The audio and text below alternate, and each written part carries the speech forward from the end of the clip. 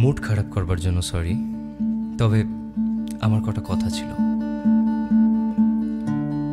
আমার বিগত কয়েকদিনের ব্যবহারের জন্য সত্যি কোনো ক্ষমা হয় না, আমি জানি, তবুও যদি ক্ষমা করা যায় তাহলে ভালো হয়। যেহেতু এই সব কিছুর শুরুতেই আমি, তাই শেষ করবার দায়িত্বটাও আমার। এতদিন ধরে রাগের মাথায় জ্ঞানে অজ্ঞানে অনেক কিছু বলে ফেলেছিলাম। হ্যাঁ, সেগুলো আমারই দোষ। আমাকে বিভীষিকা জ্ঞান করবার কোনো দরকার নেই। হ্যাঁ, মানছি সময় অসময়ে আমি মাত্রাধিক হিংস্র হয়ে গেছিলাম। তবে এটুকু বলে রাখছি, দরকারে ডাকলে অবশ্যই আসবো, আর বিপরীত দিক থেকেও আমি সেইটাই আশা করছি। গত 4টে বসন্তে অনেক মুহূর্ত কাটিয়েছি, যেগুলো হয়তো অনেকে কাটানোর জন্য মরিয়া হয়ে ওঠে জীবনের কোনো না কোনো নির্দিষ্ট সময়। শুধু এইটাই বলার যে আমাদের দুজনের মনেই যেন পরস্পরকে নিয়ে কোনো ঘৃণার জন্ম না হয়। সম্পর্কটা ভাঙবার পেছনে পুরোটা আমার দোষ ছিল, এও মেনে নিলাম। তবে যখন দুজনেই সম্পর্কে ছিলাম, তখন দুজনেই কম বেশি ইনভলভ ছিলাম। সেই সম্পর্কের খাতিরেই আমি বলছি, আমার তরফ থেকে কোনো দিনও কোনো রকম কটূক্তি বা অপমানের শিকার তুমি হবে না, তোমায় হতে হবে না। আমাকে অন্য পুরুষের সাথে গুলিয়ে ফেলো না। নিজের ডিভোর্সি বউকে অ্যাসিড আমি ছুড়ব না। ভাড়া করা গুন্ডা দিয়েও তোমাকে উত্ত্যক্ত করবার মতন মনোবাঞ্ছা আমার নেই, আর জন্মাবেও না।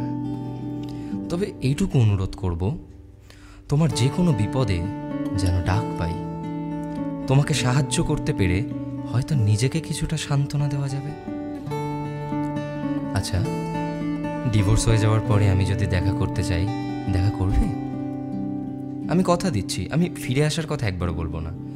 তোমাকে ওই আকাঙ্ক্ষিত উজ্জ্বল আলো থেকে আর টেনে হিচড়ে নিয়ে আসবো না সেই পুরনো অন্ধকারে। আমি চাই তুমি আবার বিয়ে করো, আবার গুছিয়ে নাও নিজের জীবনকে। আচ্ছা, এই মেসেজটারও কি আর কোনো রিপ্লাই আসবে না? সে কি কোর্টেই কথা হবে? আগের দিনও তো তুমি ঠিক করে কোনো কথা বললে না কোর্টে।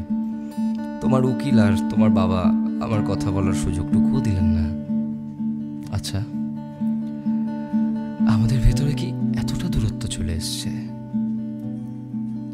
এই তো সেদিন আমি মরে যাওয়ার কথা বললে আমার কপালে চুমু খেয়ে বলতে, অতই কি সোজা নাকি আমাকে ফেলে চলে যাওয়া?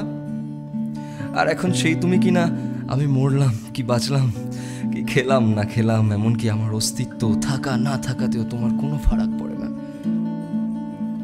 এতটা কিভাবে বদলে গেলে তুমি? আমি জানি আমাদের ডিভোর্সটা এবার সত্যি হয়ে যাবে।